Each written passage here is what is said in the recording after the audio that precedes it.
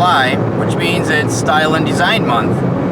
So for our Fiesta mission, we are on our way out to Serve Studios in Grand Rapids, Michigan to meet with Tom Tooley and Dan Harding about designing our dream house.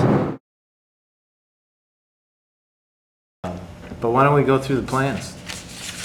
First floor, you got that list, Dan? Why don't you go through the list? And as far as the main floor stuff that you talked about, casual living versus formal living, large family room with some of your interests, which included the baby grand and the fireplace.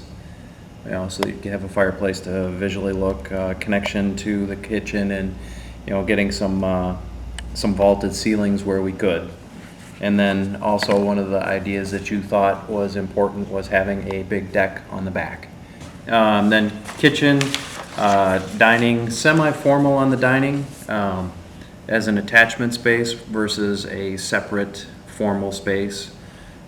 Den library with a fireplace or potential for a fireplace and built-ins for books. Powder room, because of the shop area and people using their houses garage to house when they use them on an everyday versus the formal entrance of the front. We have that mud room, which allows for a connection between the two, the garage and the house, and a chance to drop dirty stuff, sort of a go-between, almost like a mudroom decontamination containment. And then the garage on the first floor is three-car garage with a high bay areas, and then a possibility of a car lift, and then also a third bay as a working shop, which we've shown over in here. And you can see we've actually dropped that back underneath a little bit so it doesn't look like you've got a huge three-car garage. Helps with the scale. Once we get to the elevations, you'll see that. Upper floor is fairly traditional, master suite and three bedrooms with an upstairs laundry. One of the things that we talked about was having a separation between the master suite and the other bedrooms, and you'll see that you've got this bridge connection. So your master suite with a sitting room, again with that view of the water, and separate master bath and walk-in closets, and then you've got your 3 bedrooms and the bath. the thing we realized was the second floor was going to drive the bottom floor a little bit. So we actually started with the second floor and kind of developed the master suite with the idea of the turrets, right? Mm-hmm. That we're calling them. But creating the sitting room with a turret, creating the bathroom with a turret. And so we've got a sink, a very large tub, and then a shower in the corner, a big walk-in closet, a separate toilet, a small, more of a linen closet, and then the master suite, and then, as Dan described, the bridge over. But we've got a very nice open stairs, so we got a 2-story or a story and a half space for the great room, and then the see-through fireplace. So you've got this great entrance sequence as you come in, and you're visually, just right through to the lake, through that great room space. And Dan and I have always been fans of kind of the more entertaining type kitchens. Mm-hmm. But still, with the island at one height and then the dining room table at another height, still gives you that formal aspect, but allows, access to the deck as well. And then when we were working on this, one of the key things about lake houses is always kind of that access, directly to the deck or through the backyard. So we've actually taken another architectural element, almost like a little gazebo that you can walk through to get to the back or to the back deck without having to come through the house. I really like that. We started to kind of explore the elevations. I'll start with the front. There we go. Just use a little bit of a scale to hold it down.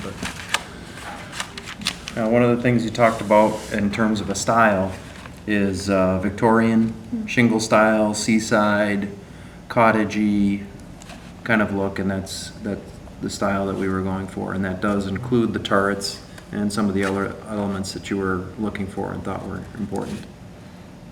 This is the roof plan up here, so what you're seeing is top-down shot. So working through some of the special features and how those roofs come together. Still working a little bit on the porch, but here's that gazebo element, that walk-through that I talked about, and you're seeing the end of the garage here. So this is the stair, you know, with some really neat round windows way up high on that entrance with, you know, a nice central door and a round window and a little gable above that. And then that whole porch that wraps across the front. And then as that goes around to the lake, I'll just pull that down. So then the lake view, we can put window in the shop, right over the tool bench, out to the, but there's that walk through again.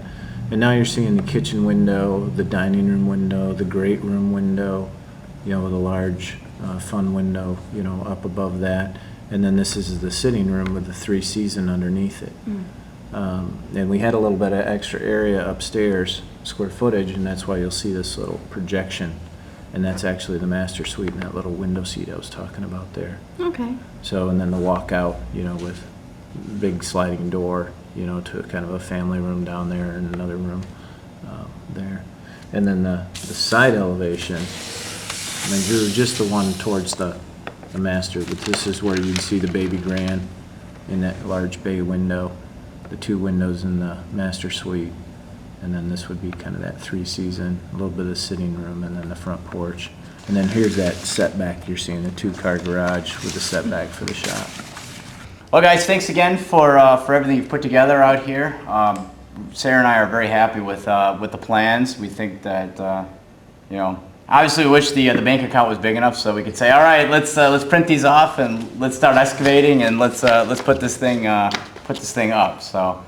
So far, we're very happy with everything. I appreciate you guys taking the time out and meeting with us today. So thanks a lot, guys. Thank you.